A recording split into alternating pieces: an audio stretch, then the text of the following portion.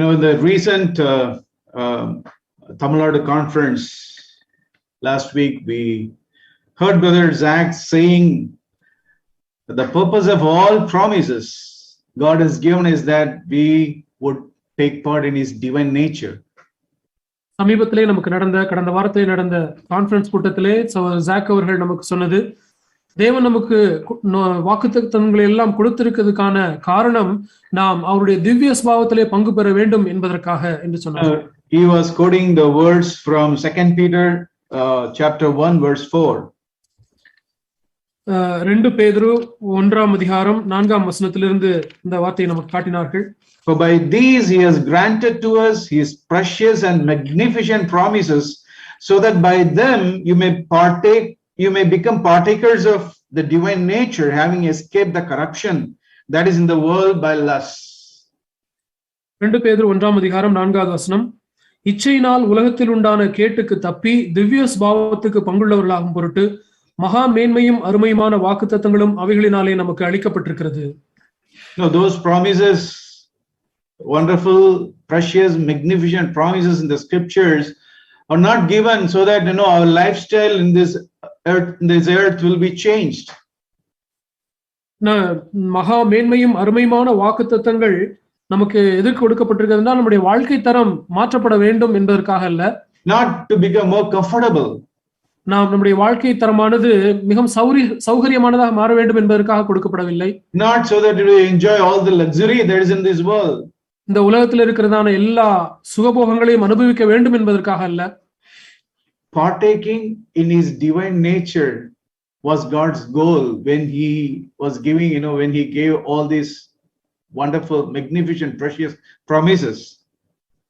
தேவன் நமக்கு இந்த அற்புதமான மகா மேன்மையும் அருமையுமான வாக்குத்தத்தங்களை கொடுத்ததற்கான நோக்கம் நாம் அவருடைய திவ்ய ஸ்பாவத்தில் பங்கு பெற வேண்டும் என்பதுதான். What I understood is that without surrendering my will, I cannot partake in this divine nature. நான் உணர்ந்து கொண்டது என்னவென்றால், என்னுடைய சித்தத்தை நான் அர்ப்பணிக்காத பட்சத்திலே நான் இந்த திவ்ய ஸ்பாவத்தில் பங்கு பெற முடியாது. We all have a fantastic understanding of the truths that are being preached in our church. நம்முடைய சபையிலே பிரசங்கிக்கப்படுகிறதான அற்புதமான சத்தியங்களை எல்லாம் நாம் மிக நன்றாக விளங்கி கொண்டிருக்கிறவர்களாக தான் இருக்கிறோம். We all know the story of Simon the leper. When Jesus went to his house to dine with him in Luke 7. லூக்கா 7ஆம் அதிகாரத்திலே குஷ்டரோகியா இருந்த சீமோன் வீட்டுக்கு ஆண்டவர் போயிருந்ததை குறித்து வாசிக்கிறோம். He invited Jesus, and at that time an immoral woman also came to his house. அந்த சமயத்திலே அந்த குஷ்டரோகியா இருந்த சீமோன் இயேசுவை தன்னுடைய வீட்டுக்கு பந்திக்கு அழைத்திருந்தார். அப்ப அந்த சமயத்திலே பாவியாகிய ஒரு ஸ்திரீயும் அங்கே வந்திருந்தாள். She began to, standing behind our Lord Jesus, she began to weep and wet his feet with tears, and wiping his feet with the hair of her head and kissing his feet, anointing him with a perfume. Verse 38. 38ஆம் வசனம், அவருடைய பாதங்களின் அருகே பின்னாக நின்று அழுது கொண்டு அவருடைய பாதங்களை தன் கண்ணீரினால் நனைத்து தன் தலைமயிரினால் துடைத்து அவருடைய பாதங்களை முத்தம் செய்து பரிமள தைலத்தை பூசினாள். Seeing all these things, Simon was judging what is happening in front of him. இது எல்லாவற்றையும் பார்த்த அந்த சீமோன் என்ன நடக்கிறது என்பதை குறித்து ஒரு நியாயம் தீர்த்தான். But the Lord, he knew what was going on in the mind of Simon. ஆனால் ஆண்டவர் சீமோனுடைய இருதயத்துக்குள்ளாக என்ன சிந்தனை இருக்கிறது என்பதை அறிந்திருந்தார். And the Lord told him a parable in verses 40 to 43. 42 43 வசனங்களிலே ஆண்டவர் ஒரு உவமையை சொல்கிறார். He said in verse 41, a money lender had two debtors, one owed 500 denarii and another 50. When they were unable to repay, he graciously forgave them both. So which of them will love him more? 41ஆம் வசனத்தில் வாசிக்கிறோம். அப்பொழுது அவர் ஒருவரிடத்தில் 2 பேர் கடன் பட்டிருந்தார்கள். ஒருவன் 500 வெள்ளிக்காசும் மற்றவன் 50 வெள்ளிக்காசும் கொடுக்க வேண்டியதா இருந்தது. கொடுக்க அவர்களுக்கு நிர்வாகம் இல்லாத போது இருவருக்கும் கடனை மன்னித்து விட்டான். இப்படி இருக்க அவர்களில் எவன் அவனிடத்தில் அதிக அன்பாயிருப்பான், அதை சொல் என்றார். Simon answered and said, I suppose the one whom he forgave more. சீமோன் பிரதியுத்தரமாக, எவனுக்கு அதிகமாய் மன்னித்து விட்டானோ அவனே அதிக அன்பாயிருப்பான் என்று நினைக்கிறேன் என்றான். And the Lord said to him, you have judged correctly. அதற்கு ஆண்டவர் சொன்னார், சரியாய் நிதானித்தாய். The Lord is saying, Simon, your understanding of the truth is absolutely right. ஆண்டவர் என்ன சொன்னார் என்றால், சீமோனே, சத்தியத்தை குறித்ததான ஒரு நிதானம், அதை புரிந்து கொள்ளுதல், அறிவு உனக்கு நன்றாய் இருக்கிறது என்று சொன்னார். He understood all the truth. அவன் எல்லா சத்தியங்களையும் அறிந்து கொண்டிருந்தான். But his will was not surrendered completely. ஆனால் அவனுடைய சித்தம் முழுமையாக அர்ப்பணிக்கப்படவில்லை. But in that woman, the Lord saw a surrendered will. ஆனால் அந்த ஸ்திரீயின் இடத்திலே ஒரு அர்ப்பணிக்கப்பட்ட சித்தத்தை ஆண்டவர் பார்த்தார். The Lord told in verse 47, the Lord said, she loved much. 47ஆம் அதிகாரத்தில் 47ஆம் வசனத்தில் ஆண்டவர் சொல்கிறார், அவள் அதிகமாய் அன்பு கூர்ந்தாளே, இவள் மிகவும் அன்பு கூர்ந்தாளே. I don't know if this woman who lived in immorality, I don't know whether she had understood all the truths like Simon or even ourselves. இவள் எவ்வளவு துன்மார்க்கமாய் வாழ்ந்தாள் என்று நமக்கு தெரியாது. ஆனால் இந்த சீமோனுக்கு கிடைத்த அந்த சத்தியத்தை எல்லாம் இவள் அறிந்து கொண்டிருந்தாளா என்று நமக்கு தெரியாது. Even we have understood the truth in a better way than this woman. நாம் இந்த ஸ்திரீயை காட்டிலும் சத்தியங்களை அதிகமாக புரிந்து கொண்டிருக்கிறோம், நன்றாக விளங்கிக் கொண்டிருக்கிறோம். But one thing is, she surrendered her will to the Lord completely that day. ஆனால் அந்த நாளிலே ஒரு காரியம், அவள் தன்னுடைய சித்தத்தை முழுமையாக ஆண்டவருக்கு அர்ப்பணித்திருந்தாள். No, we all think and say we love the Lord.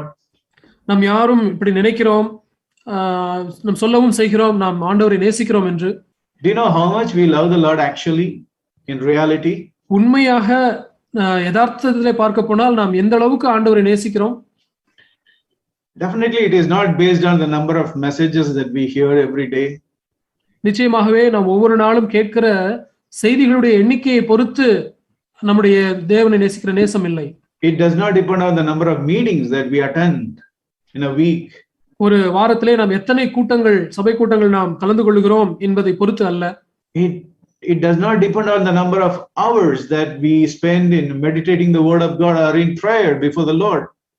எவ்வளவு மணி நேரம் நாம் தேவனுடைய வேதத்தை வாசித்து அதை தியானிக்கிறோம் என்றோ அல்லது ஜெபத்திலே நாம் தரித்திருக்கிறோம் என்பதோ அதை வைத்து இல்லை.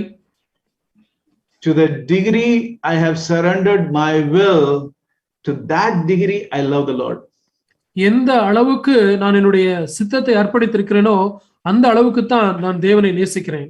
Yes, brothers and sisters, to the degree I have surrendered my will to him, I love the Lord.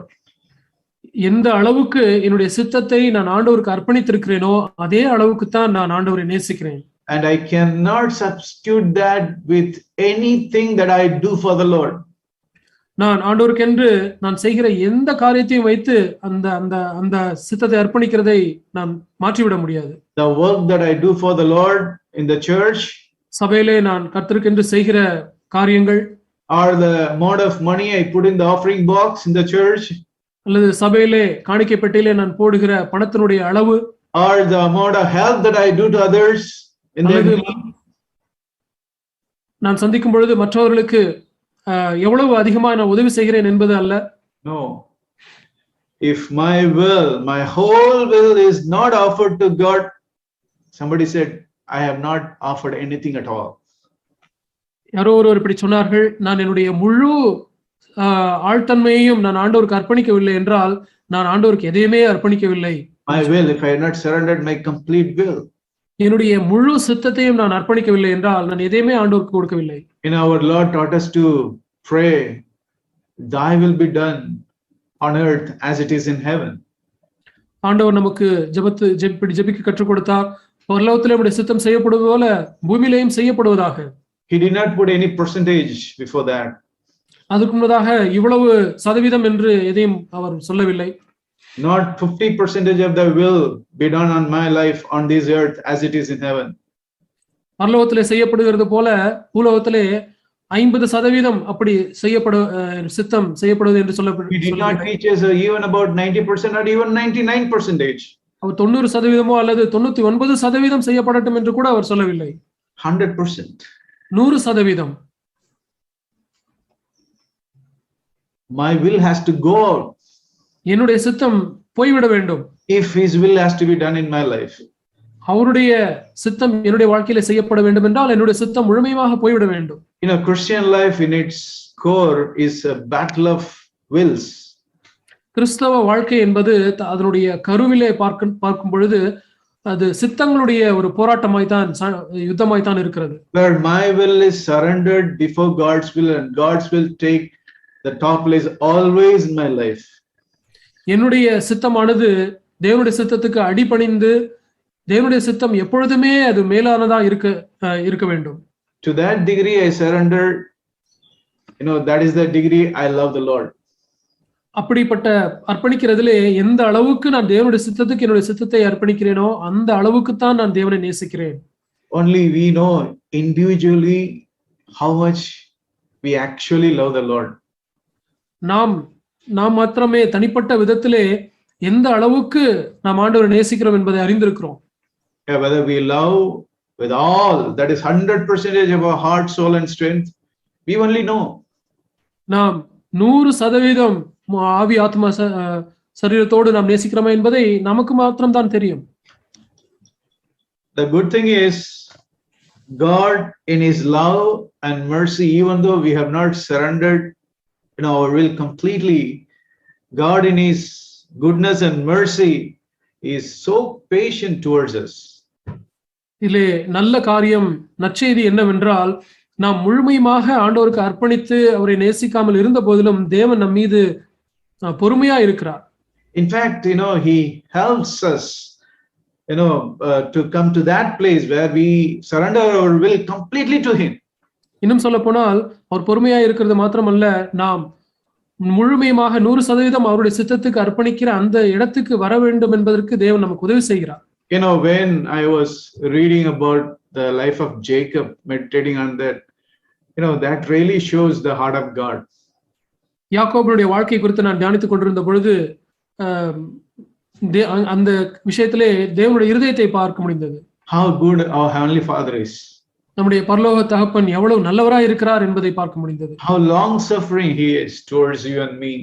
உங்கள் மீதும் என் மீதும் அவர் எவ்வளவாய் நீடிய பொறுமை உள்ளவராய் இருக்கிறார். How he is not acting like a strict policeman. இது ஒரு கண்டிப்புள்ள ஒரு போலீஸ் அதிகாரியை போல அவர் நம் மீது இல்லை. The way he dealt with Jacob in bringing him to a point where he would completely surrender his will and be broken. It is amazing. It's amazing. It clearly shows how good our Father is, only Father is. நம்முடைய பரலோக பிதா எவ்வளவு நல்லவராய் இருக்கிறார் என்பதை அது மிகவும் அருமையாக சித்தரித்து காட்டுகிறது. என்னவென்றால் யாக்கோபோடே தேவன் போராடி அவருடைய சித்தத்தை மேற்கொண்டு அது நமக்காக அப்படி செய்கிறார். That gives all of us the hope. அது நம் யாவருக்குமே ஒரு நம்பிக்கையை கொடுக்கிறது. The Lord who worked with Jacob will also work in me to bring me to a place where I surrender my will completely. யாக்கோபினிடத்திலே கிரியை செய்த தேவன் என்னிடத்திலும் கிரியை செய்து என்னுடைய சித்தத்தை முழுமையாக அர்ப்பணிக்கிற இடத்திற்கு என்னையும் உங்களையும் அவர் கொண்டு வருவார் என்ற நம்பிக்கை. We all know how Jacob was a shrewd deceiver. நாம் யாவரும் அறிந்திருக்கிறோம் யாக்கோபு எவ்வளவாய் ஒரு தந்திரசாலியாய் இருந்து ஏமாற்றுகிறவராய் இருந்தார் என்பதை நமக்கு அறிந்திருக்கிறோம். He cheated his own father, he cheated his own brother, he told lies. தன்னுடைய சொந்த தகப்பனை ஏமாற்றினான், தன்னுடைய சொந்த சகோதரனை ஏமாற்றினான், பொய் சொன்னான். Think if you have one brother or sister like that, like Jacob in your family, born with you. உங்களுடைய குடும்பத்திலே யாக்கோபை போல ஒரு சகோதரன் உங்களுக்கு இருப்பார் என்பதை என்று நினைத்து பாருங்கள். How you would love such a one. அப்படிப்பட்ட ஒரு நபரை நீங்கள் எப்படி நேசிப்பீர்கள்? Either we may always be fighting with such person, or we will say, okay, I don't want to have anything to do with you. ஒன்று நாம் அந்த நபரோடு போராடி கொண்டே சண்டை போட்டுக் கொண்டே இருப்போம், அல்லது முற்றிலுமாக விட்டுவிடுவோம், உனக்கும் எனக்கு எந்த சம்பந்தமே இல்லை என்று ஒதுக்கி விடுவோம். But God is not like that. ஆனால் தேவன் அப்படிப்பட்டவர் அல்ல. He was a shrewd deceiver. யாக்கோபு அப்படி தந்திரமாய் ஏமாற்றுகிறவனாய் தான் இருந்தான். But you know what God did to him? ஆனால் தேவன் அவனுக்கு என்னத்தை செய்தார் தெரியுமா? It's amazing to see the heart of God, how he handled, how he dealt with Jacob. யாக்கோபோடு எப்படி அவர் இடைப்பட்டார் என்பதை பார்ப்பது மிகவும் அற்புதமாய் இருக்கிறது. He gave him a heavenly vision. அவனுக்கு ஒரு பரலோக தரிசனத்தையும் கொடுத்தார். He saw angels in his dream and he saw even God himself. அங்கே தேவதூதர்களை பார்த்தான், தேவனையே அவன் பார்க்கும்படியான ஒரு தரிசனத்தை கொடுத்தார். God in his mercy was giving him a heavenly vision, and even in the dream he was speaking to Jacob. தேவன் தம்முடைய இரக்கத்தினாலே பரலோக தரிசனத்தை கொடுத்து அவனோடு பேசவும் செய்தார். God is he was owing him. Devan unbroken as completely selfish person, God was owing him. ஒரு உடைபடாத முற்றிலுமான சுயநலம் பிடித்த ஒரு நபராய் இருந்த போதிலும் அந்த யாக்கோபை தேவன் பயில்காட்டி அழைத்தார். What a father we have. If we read these verses from 13 to in Genesis chapter 28 verses 13 to 15. ஆதியாகமம் 28ஆம் அதிகாரம் 13 முதல் 15வது வசனங்கள் வரை பார்க்கும் பொழுது, and it reads, behold, the Lord stood above it and said, I am the Lord. We read in verse 12, he had a dream, and behold, a ladder was set on the earth with its top reaching to heaven, and behold, the angels of God were descending and ascending and descending on it. And behold, the Lord stood above it and said, I am the Lord, the God of your father Abraham, and the God of Isaac. The land on which you lie, I will give it to you and to your descendants. Your descendants will also be like the dust of the earth, and you will spread out to the west and to the east and to the north and to the south. And in you and in your descendants shall all the families of the earth be blessed. Verse 15, behold, I am with you, and I will keep you wherever you go, and will bring you back to this land, for I will not leave you until I have done what I have promised you. ஆதியாகமம் 28ஆம் அதிகாரம் 12ஆம் வசனத்திலிருந்து, அங்கே அவன் ஒரு சொப்பனம் கண்டான். இதோ ஒரு ஏணி பூமியிலே வைக்கப்பட்டிருந்தது, அது நுனி வானத்தை எட்டியிருந்தது. அதிலே தேவதூதர் ஏறுகிறவர்களும் இறங்குகிறவர்களுமாய் இருந்தார்கள். அதற்கு மேலாக கர்த்தர் நின்று, நான் உன் தகப்பனாகிய ஆபிரகாமின் தேவனும் ஈசாக்கின் தேவனுமாகிய கர்த்தர். நீ படுத்திருக்கிற பூமியை உனக்கும் உன் சந்ததிக்கும் தருவேன். உன் சந்ததி பூமியின் தூளை போல் இருக்கும். நீ மேற்கேயும் கிழக்கேயும் வடக்கேயும் தெற்கேயும் பரம்புவாய். உனக்குள்ளும் உன் சந்ததிக்குள்ளும் பூமியின் வம்சங்கள் எல்லாம் ஆசீர்வதிக்கப்படும். நான் உன்னோட இருந்து நீ போகிற இடத்திலெல்லாம் உன்னை காத்து இந்த தேசத்துக்கு உன்னை திரும்பி வர பண்ணுவேன். நான் உனக்கு சொன்னதை செய்யும் அளவும் உன்னை கைவிடுவதில்லை என்றார். I see the heart of God. இங்கே நான் தேவனுடைய இருதயத்தை பார்க்கிறேன். How he stooped to his level and he was dealing with Jacob. யாக்கோபுடைய அந்த கீழான இடத்துக்கு அவர் தேவன் குனிந்து அவனோடு இடைப்பட்டார். He, God was reiterating the promise he gave to Abraham. தேவன் ஆபிரகாமுக்கு கொடுத்த அந்த வாக்குத்தத்தத்தை திரும்பமாக வலியுறுத்துகிறார். In you and in your descendants all the families of the earth shall be blessed. Verse 14. 14ஆம் வசனம், உன் சந்ததி பூமியின் வம்சங்கள் எல்லாம் உனக்குள்ளும் உன் சந்ததிக்குள்ளும் பூமியின் வம்சங்கள் எல்லாம் ஆசீர்வதிக்கப்படும். But is it possible to possess the blessing of Abraham without being broken, without our will being surrendered to him? ஆனால் ஆபிரகாமுடைய ஆசீர்வாதத்தை நாம் உடைபடாதபடிக்கு, நம்முடைய சித்தம் அர்ப்பணிக்கப்படாதபடிக்கு அந்த ஆசீர்வாதத்தை பெற்றுக்கொள்ள முடியுமா? Yeah, verse 15 is a precious, amazing, is a magnificent promise he gave to the deceiver. 15ஆம் வசனத்திலே நாம் பார்க்கிறோம், எவ்வளவு மகா மேன்மையும் அருமையான வாக்குத்தத்தத்தை இந்த எத்தனுக்கு ஆண்டவர் கொடுக்கிறார் என்பதை பார்க்கிறோம். I am with you, I will keep you, I will bring you back, I will not leave you. நான் உன்னோட இருந்து நீ போகிற இடத்தெல்லாம் உன்னை காத்து இந்த தேசத்துக்கு உன்னை திரும்பி வர பண்ணுவேன். Jacob, on hearing all these promises, he was so excited. யாக்கோபு இந்த வாக்குத்தத்தங்கள் எல்லாம் கேட்ட உடனே அவன் மிகவும் பரவசம் அடைந்தான். We also come to the church. நாமும் சபைக்கு வருகிறோம். And we hear some wonderful, precious, magnificent promises like this. இப்படிப்பட்டதான அற்புதமான அருமையும் மகா மேன்மையுமான வாக்குத்தத்தங்களை கேட்கிறோம். And we are also so excited. நாமும் அதை குறித்து பரவசம் அடைகிறோம். And we, like Jacob, say, he said in verse 17, how awesome is this place? நாமும் யாக்கோபை போல 17ஆம் வசனத்திலே சொல்கிறான், அவன் பயந்து இந்த ஸ்தலம் எவ்வளவு பயங்கரமாக இருக்கிறது. Surely the Lord is in this place. இது தேவனுடைய வீடே இல்லாமல் வேறல்ல, கர்த்தர் இந்த ஸ்தலத்தில் இருக்கிறார். Yeah, we come to the church and hear wonderful truth and say, okay, this is the place, this is where God is. நாமும் சபைக்கு வந்து அற்புதமான வாக்குத்தத்தங்களை எல்லாம் கேட்கும் பொழுது, இங்கே தேவன் இருக்கிறார், இதுதான் சரியான இடம் என்று நாம் சொல்லுகிறோம். This is a very good church. இது மிக அருமையான சபை என்று சொல்லுகிறோம். This is none other than the house of God. இது தேவனுடைய வீடே இல்லாமல் வேறல்ல என்று சொல்லுகிறோம். This is the gate to heaven, gate of heaven. இது வானத்தின் வாசல் என்கிறோம். You are so excited. நாம் மிகவும் பரவசம் அடைகிறோம். Like Jacob. யாக்கோபை போல. But saying all these things, all these excitements are nothing.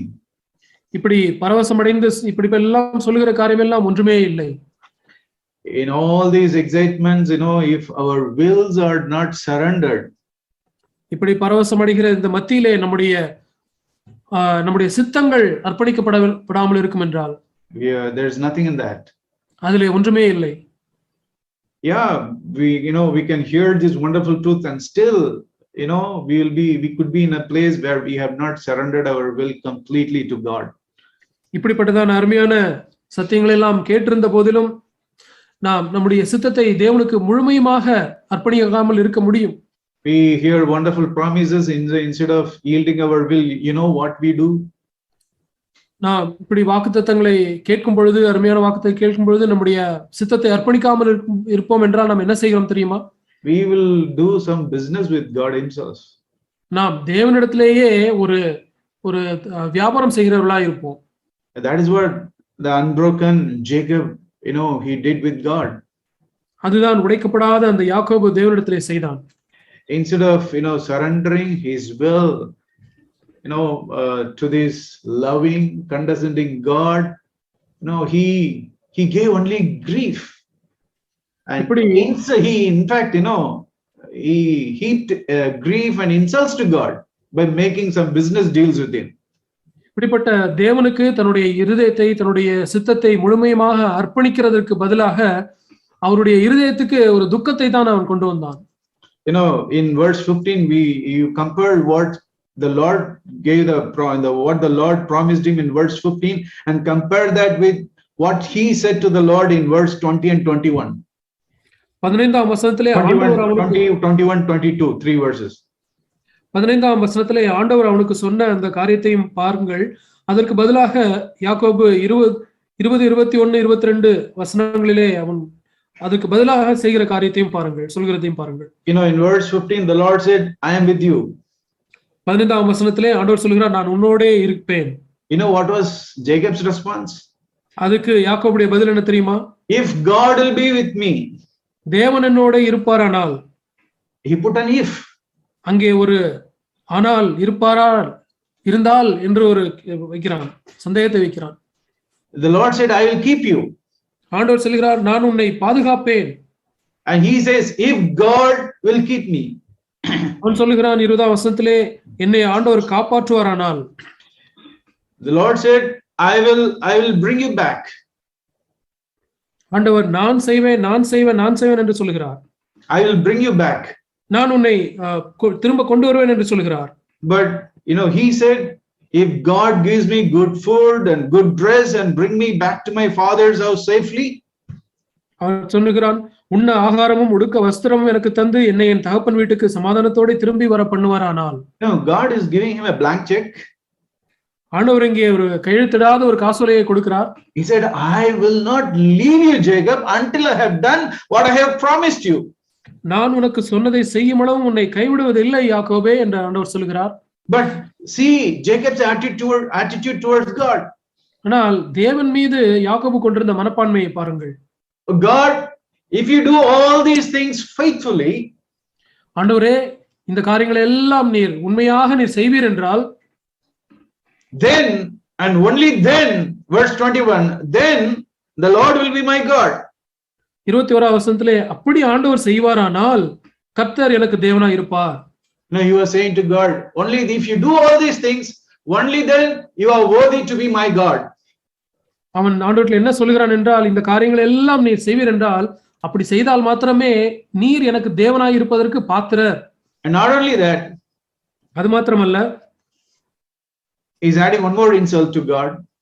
ஆண்டவருக்கு இன்னொரு அவமதிப்பையும் அவன் சேர்த்து வைக்கிறான். Then of all, if you do that faithfully, then of all that you give me, நீர் இதெல்லாம் உண்மையாக நீர் சொன்னதெல்லாம் செய்வீர் என்றால், he said, I will not give you 100%, but it's something more. I will give you 10%.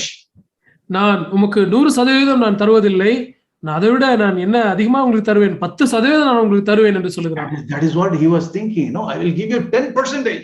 அதுதான் அவன் எண்ணிக்கொண்டிருந்தான். நான் 10% நான் உமக்கு தருவேன் என்று சொல்லுகிறான். He was making a deal with God. அவன் தேவனோடு ஒரு வியாபாரத்தை வைக்கிறான். We may look down on Jacob. நாம் ஒருவேளை யாக்கோபை on reading what we about what we read about him. அவனை குறித்து நாம் வாசித்த காரியங்களை வைத்து நாம் யாக்கோபை கீழாக நாம் பார்க்க முடியும். But we don't realize that we are also doing the same thing to our God. நம்முடைய தேவனுக்கு இதே காரியத்தை தான் நாமும் செய்கிறோம் என்பதை உணராமல் இருக்கிறோம். If I am not willing to be broken, if my mind is full of earthly things, if I am earthly minded, I am doing exactly the same thing like Jacob did to God. நான் உடைக்கப்படாமல் இருந்து என்னுடைய காரியங்கள் எல்லாம் பூமிக்குரிய காரியத்தின், என்னுடைய இருதயம் எல்லாம் பூமிக்குரிய காரியத்திலே இருக்கும் என்றால், யாக்கோபு தேவனுக்கு செய்த அதே காரியத்தை தான் நானும் தேவனுக்கு செய்கிறேன். Jacob must have thought, no, I am worthy for God to be with me. தேவன் என்னோடு இருப்பதற்கு நான் பாத்திரன் என்று யாக்கோபு நினைத்திருந்திருக்க வேண்டும். I am worthy to God to be with me wherever I go. நான் போகிற இடமெல்லாம் தேவன் என்னோடு இருப்பதற்கு நான் பாத்திரன். I am worthy for God to bring me back to my father's house. என்னுடைய தகப்பன் வீட்டிற்கு தேவன் என்னை திருப்பி கொண்டு வருவதற்கு நான் பாத்திரன். I am worthy to receive all such promises and even the fulfillment of it. இப்படிப்பட்ட வாக்குத்தத்தங்களும் அந்த வாக்குத்தத்தங்கள் நிறைவேறுவதற்கும் நான் பாத்திரன். He did not realize that he does not deserve this visitation from God, these precious and magnificent promises from God. தேவன் தன்னை இப்படி சந்திப்பதற்கும் மகா மேன்மையும் அருமையுமான வாக்குத்தத்தங்களை தனக்கு தருவதற்கும் தான் பாத்திரனே அல்ல என்பதை யாக்கோபு உணராதிருந்தான். He did not even have faith in God. அவன் தேவனிடத்திலே விசுவாசமும் இல்லாதவனாய்த்தான் இருந்தான். He did not have he did not believe God's promises one bit. தேவனுடைய வாக்குத்தத்தங்களை கொஞ்சம் கூட அவன் நம்பவே இல்லை. Had he believed it, he would not have used the word if. Nearly 4 times he used. அவன் தேவனுடைய வாக்குத்தத்தத்தின் மீது விசுவாசம் வைத்திருந்திருப்பானால் 4 முறை இப்படி கர்த்தர் எனக்கு செய்வாரானால் என்று அவன் சொல்லுகிறான். அப்படி சொல்லியிருந்திருக்க மாட்டான். He said, until all these promises are fulfilled, you will not be my God. That is what the message he was giving to God. தேவனுக்கு அவன் சொன்ன கருத்து என்னவென்றால், இந்த காரியங்கள் எல்லாம் செய்தால்தான் நீர் எனக்கு தேவனாய் இருப்பீர். God was so small in his eyes. தேவன் அவனுடைய பார்வையிலே மிகவும் சிறியவராய் இருந்தார். Jacob was so big, so important in his own eyes. யாக்கோபோ தன்னுடைய பார்வையிலே மிகவும் பெரியவனாகவும் மிகவும் முக்கியமானவனாகவும் இருந்தான். You look that picture, that incident, and can we think of how God would have felt about Jacob? இந்த சம்பவத்தை when he made that business dealing with him. இந்த சம்பவத்தை எல்லாம் நாம் யோசித்து பார்க்கும் பொழுது, எப்படி அவன் தேவனோடு ஒரு வியாபார டீல் போட்டான் என்பதெல்லாம் பார்க்கும் பொழுது, தேவன் அவனை குறித்து என்ன எண்ணியிருப்பார் என்று பார்க்க முடிகிறதா? How God would have felt in his heart. தன்னுடைய இருதயத்திலே தேவன் எப்படி உணர்ந்திருப்பார்? No, we also don't realize that we also do such a thing to God in our lives. நம்முடைய வாழ்க்கையிலே நாமும் தேவனுக்கு இப்படித்தான் செய்கிறோம் என்பதை நாம் உணராமல் இருக்கிறோம். We don't realize that we have also grieved God exactly like Jacob. யாக்கோபை போலவே நாமும் தேவனை துக்கப்படுத்தி இருக்கிறோம் என்பதை நாமும் உணராமலே இருக்கிறோம். Whenever I feel that I am so important, so I am big in my own eyes. எப்பொழுதெல்லாம் நான் முக்கியமானவனாகவும் என்னுடைய பார்வையிலே பெரியவனாகவும் இருக்கிறேனோ, whenever I feel I am worthy, எப்பொழுதெல்லாம் நான் பாத்திரவான் என்று எண்ணுகிறேனோ, and exactly, will make the Lord to feel like how he felt towards Jacob. யாக்கோபை பார்த்து தேவன் எப்படி உணர்ந்திருப்பாரோ அதே விதமாகத்தான் நம்மை குறித்தும் அவர் உணர்வார். God would have grieved in it. It would have made a lot of grief in his heart. அது தேவனுடைய இருதயத்துக்கு ஒரு பெரிய துக்கத்தை உண்டு பண்ணியிருந்திருக்கும். We feel, we are so important. We are big in our own ways. That is why, we have so much expectations from others.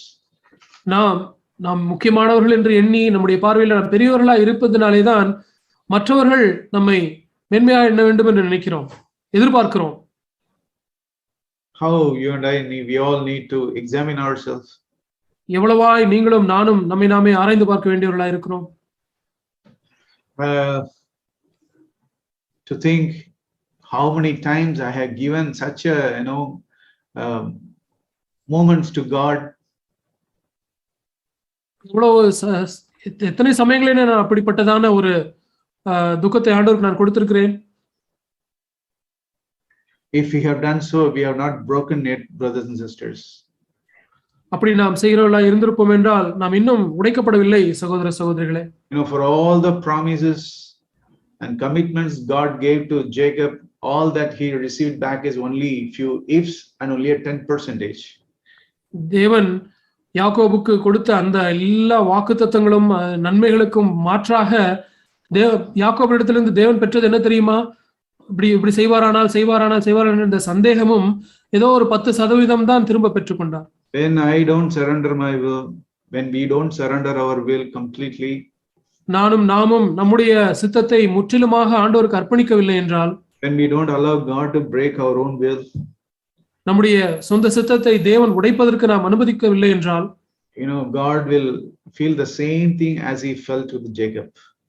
யாக்கோபோடு ஆண்டவர் எப்படி உணர்ந்தாரோ அதே விதமாக தான் நம்மை குறித்தும் அவர் உணர்வார். Jacob's will was not yet surrendered. யாக்கோபுடைய சித்தம் அர்ப்பணிக்கப்படாமல் இருந்தது. In fact, he promised that he will give God 10%. இன்னும் சொல்ல போனால் யாக்கோபு நான் தேவனுக்கு 10% தருவேன் என்று வாக்குத்தத்தம் பண்ணினான். But Bible doesn't say anything about that. வேதம் அதை குறித்து எதுவுமே சொல்லவில்லை. Whether he really fulfilled that vow he made to God. தேவனுக்கு அவன் செய்த அந்த பொருத்தனையை அவன் நிறைவேற்றினானா என்பதை குறித்து வேதம் ஒன்றும் சொல்லவில்லை. After seeing Rachel, he forgot everything. He forgot how God encountered. He forgot the encounter he had with God in the dream, and he forgot everything. ராகேலை பார்த்த உடனேயே தேவனோடு அவன் எப்படி இடைப்பட்டான், அந்த தரிசனம், அந்த காரியங்கள் எல்லாவற்றையும் அவன் மறந்து விட்டான். Next 20 years he completely forgot what God promised him. அடுத்த 20 வருடங்களுக்கு தேவன் தனக்கு என்ன வாக்குத்தத்தம் பண்ணினார் என்பதை மறந்து விட்டான். And God promised him that he will bring him back to his father's land. தேவன் தன்னுடைய தகப்பன் வீட்டுக்கு அவனை திரும்ப கொண்டு வருவார் என்பதை வாக்குத்தத்தம் பண்ணியிருந்தார். But he was well settled in his father-in-law's land. ஆனால் இவன் தன் தகப்பனாருடைய வீட்டிலே அல்ல, தன்னுடைய மாமனாரனுடைய தேசத்திலே நன்றாக அவன் அங்கே settle ஆகிவிட்டான். He had no desire to go back. அவன் திரும்ப போவதற்கான எந்த ஒரு விருப்பமும் அவனிடத்துல இல்லை. Even though this is the nature of a man whose will has not been surrendered, who has not been broken. இதுதான் ஒரு தன்னுடைய சித்தம் உடைக்கப்படாத ஒரு மனிதனுடைய நிலைமை. We read in though he says in Genesis chapter 30 verse 25, ஆதியாகமம் 30:25 அவன் இப்படி சொன்னாலும், he said Jacob said to Laban, send me away that I may go to my own place and to my own country. ஆதியாகமம் 30:25 ராகேல் யோசேப்பை பெற்ற பின் யாக்கோபு லாபானை நோக்கி, நான் என் ஸ்தானத்திற்கும் என் தேசத்திற்கும் போக என்னை அனுப்பிவிடும். Even though he said like that, he did not have any intention to go back. அவன் அப்படி சொன்னாலும் அவன் போகிறதுக்கு எந்த ஒரு எத்தனமுமே அவனிடத்துல இல்லை. Why he said all these things?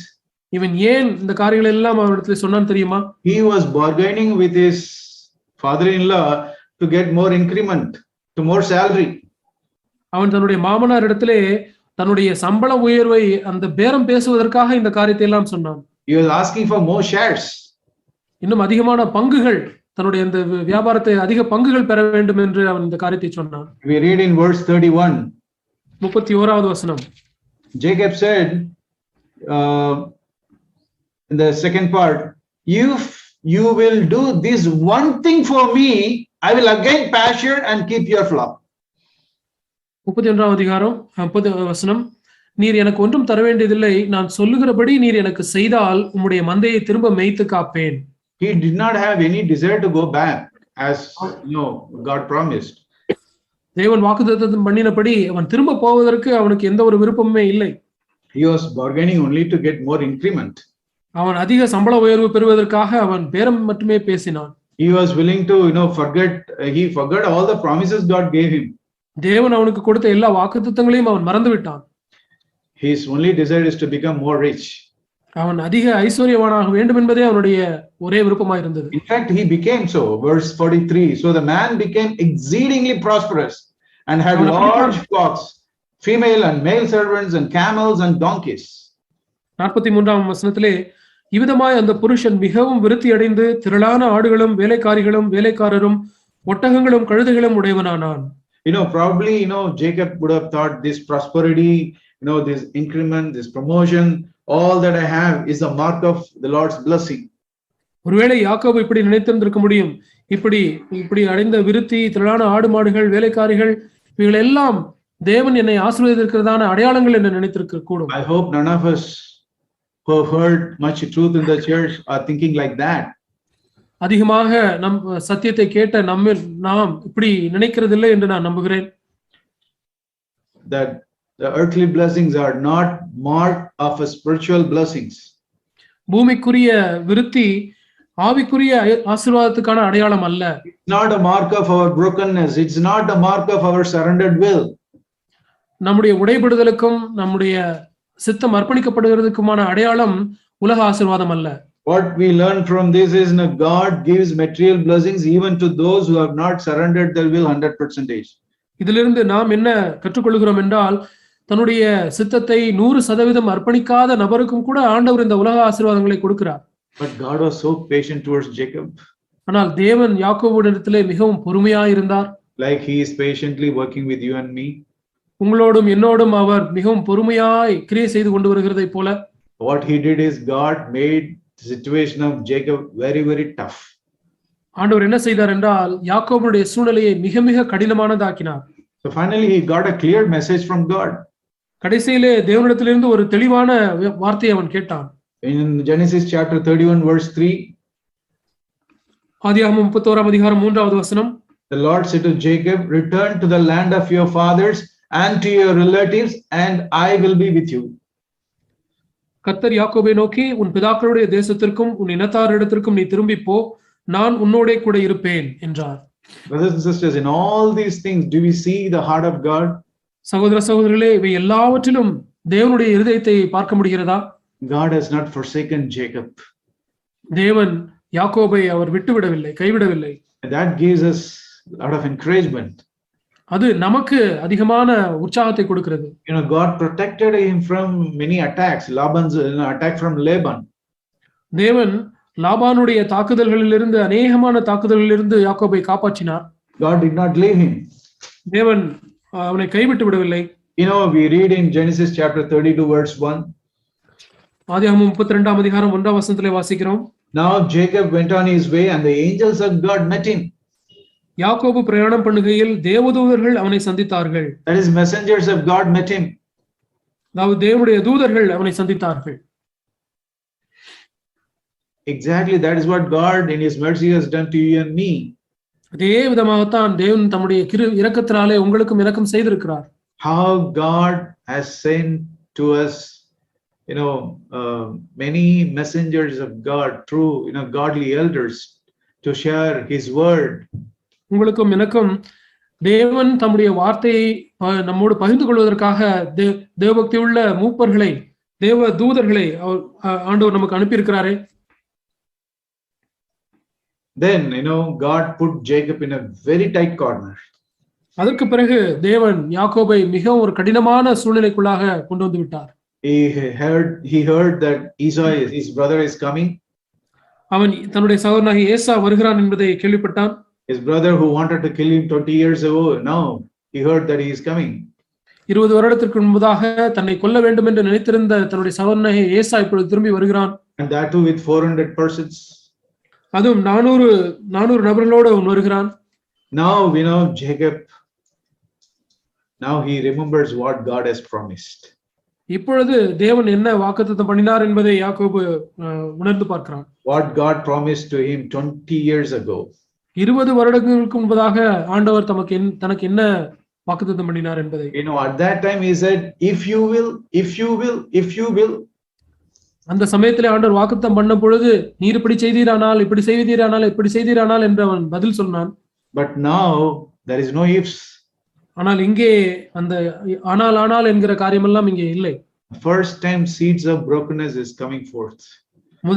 இப்பொழுதுதான் முதலாக அந்த உடைபடுதலுடைய விதை அங்கே துவங்குகிறது. He said in verse 10, Genesis 32 verse 10.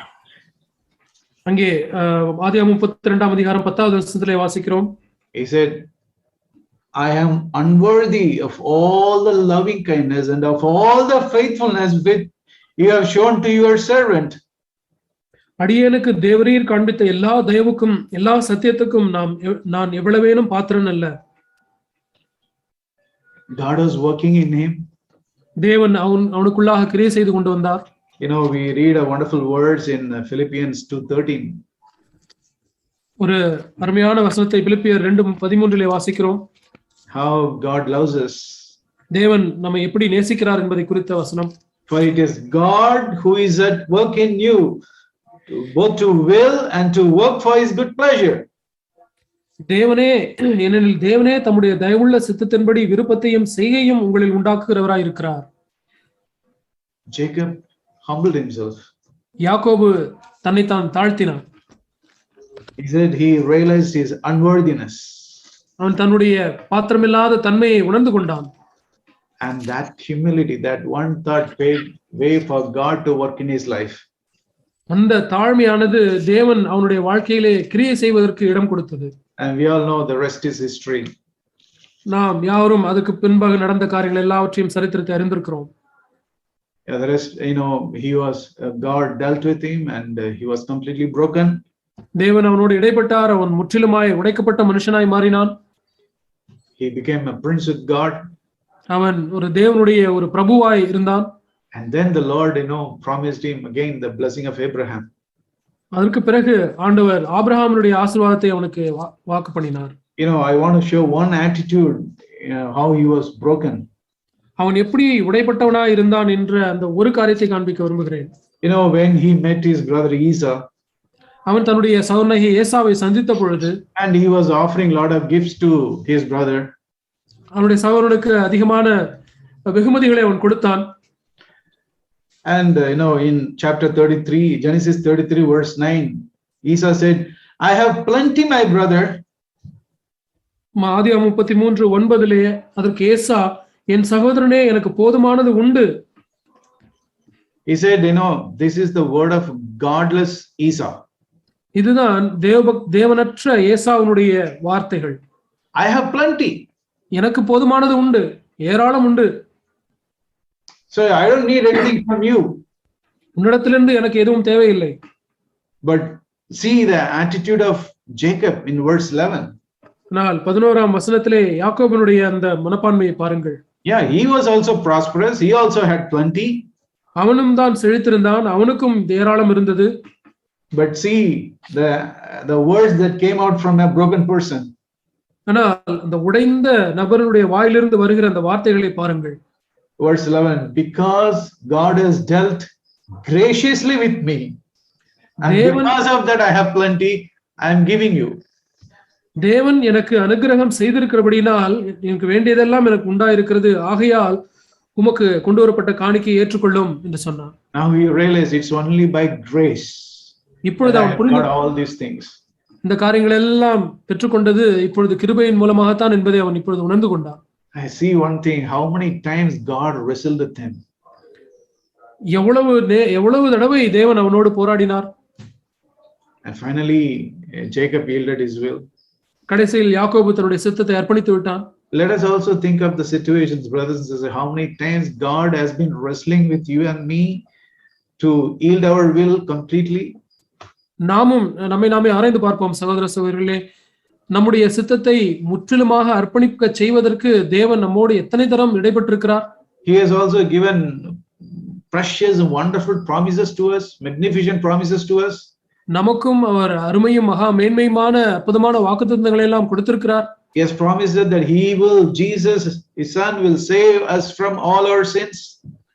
இயேசு தம்முடைய குமாரனாகிய இயேசு நம்முடைய ஜனங்களுடைய நம்முடைய எல்லா பாவங்களையும் நீக்கி நம்மை ரட்சிப்பார் என்று வாக்குத்தத்தம் பண்ணி இருக்கிறார். He has called us to become conformed to his son's image. நம்மை தம்முடைய குமாரனுடைய சாயலுக்கு ஒப்பாக்குவேன் என்று அவர் வாக்கு பண்ணி இருக்கிறார். He has, like he promised Jacob, God has also given us many promises that he will not, leave us until he has accomplished what he has promised.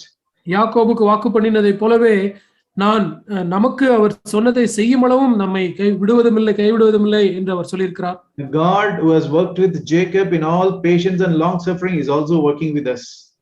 யாக்கோபிடத்திலே மிகவும் பொறுமையாகவும் நீடிய பொறுமையுடனும் கிரியை செய்த அந்த தேவன் நம்மோடும் அவர் கிரியை செய்து கொண்டு வருகிறார்.